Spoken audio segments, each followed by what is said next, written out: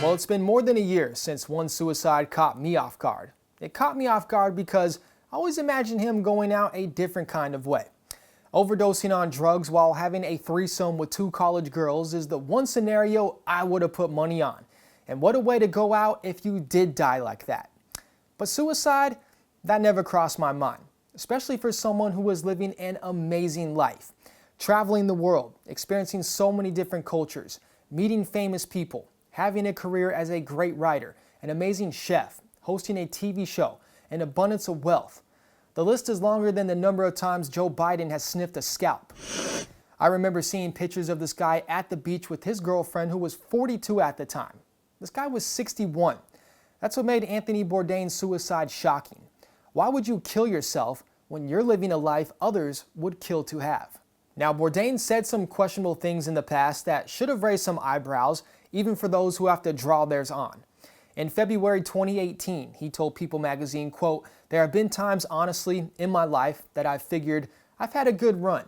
Why not just do this stupid thing, this selfish thing, jump off a cliff into water of indeterminate depth?" Look, I've said I've wanted to jump off a cliff before, most recently after my punk neighbor woke me up mowing his lawn at 6 in the morning. Then it went from me wanting to kill myself to me wanting to kill him instead. I'm happy to report neither of those happened because I didn't actually mean it. If you read those Bourdain comments in People magazine, you may have sat back and thought, he doesn't mean that. He wouldn't do that because he lives an incredible life. Only sad or depressed people would do that. Until he actually did what you thought he wouldn't fathom. The sad thing about this incident, it's not just Bourdain. Since 1999, suicide rates in the U.S. have risen nearly 30%, according to the Centers for Disease Control and Prevention. Within those stats, nearly every state in the nation has seen a rise over that same period. I've personally known 2 people this year that have killed themselves. Or the fact every day 17 veterans commit suicide. 100% of the time, these numbers should concern you because suicide impacts a ton of people, no matter your age, your race, your gender, or profession. Just like herpes. Herpes doesn't give a who you are. But on a serious note, suicide really can impact anyone.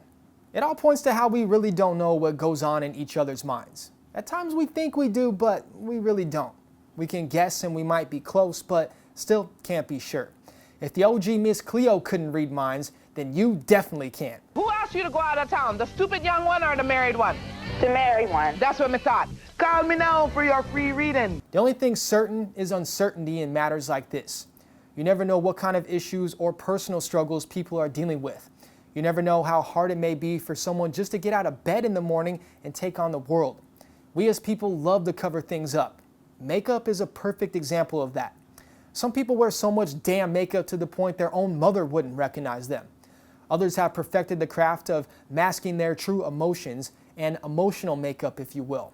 So someone saying everything is good or I'm okay might be the biggest lie told in society today. Next to telling someone, hey, I'm almost there, knowing damn well you haven't gotten off your couch yet. Many people are not good. Many people are dealing with mental health issues, so many people are in need of help.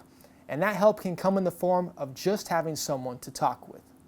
We all need to do better, as family, friends, or just human beings, of talking with each other. Take your eyes off your phone and remove your headphones because we're so connected through technology that the disconnection we have as humans is incredible.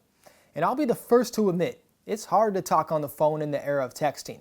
I used to work for a call center for Sprint dealing with idiots every day that made me hate being on the phone. Someone once asked me what time their 7 p.m. nights and weekends plans start. I thought it was a damn joke. Yeah, it wasn't. I hung up on that person too. Sorry, Sprint.